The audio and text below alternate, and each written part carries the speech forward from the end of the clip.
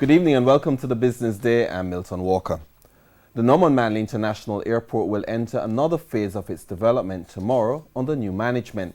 But as the new operators come in, some staff members fear that redundancies may not be very far behind. TVJ's Andrew Laidley reports. Transport Minister Robert Montague attempting to give this assurance Tuesday morning. Tomorrow we hand over the services and the management services to PACAL.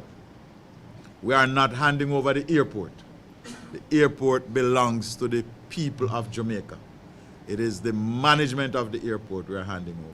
But some of the employees told our news team that come tomorrow, some workers will be made redundant. As the uncertainties loom, Chairman of the NMIA Airports, Newland Seaton, congratulated the staff on their hard work over the years, noting that their efforts have finally started to pay off. We are going to be seeing the divestment of the services, and I hope people don't get it wrong that we're divesting the airport. We're going to see the divestment of the services of the airport. In 2016, it is to be noted that after many, many years, the NMIA has recorded a profit for the first time. Mr. Seaton noted that the airport has made several milestone achievements, culminating in the completion of the Aerodrome Operator Certificate. The NMIA chairman noted that the new operators will have a solid foundation to build on. We're now handing over a certified airport which adds value to the airport. The new operators of the airport will be Grupo Aeroportario del Pacifico. The company was awarded a 30-year concession with a mandate to undertake a major capital expansion program at the airport, which includes extension of the runway and improvement of the airside and other terminal facilities. Andrew Laidley, TVJ News. Following 3 months of decline, there has been an increase in Jamaica's net international reserves, the NIR.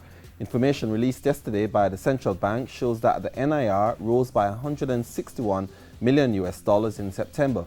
It ended the month at nearly $3.1 billion.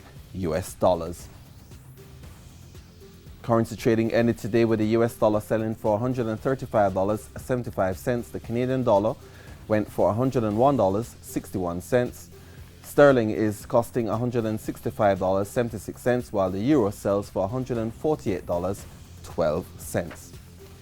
The JC index lost 387 points today, and the junior market index is down by 71 points. Stocks posting gains include JMMB Group, Honeybun, Portland JSX, JMMB Group 7.5%, and Jamaica Stock Exchange. On the losing side were SSL Venture Capital, Dolphin Cove, Stationery and Office Supplies, Access Financial Services, and Caribbean Cream.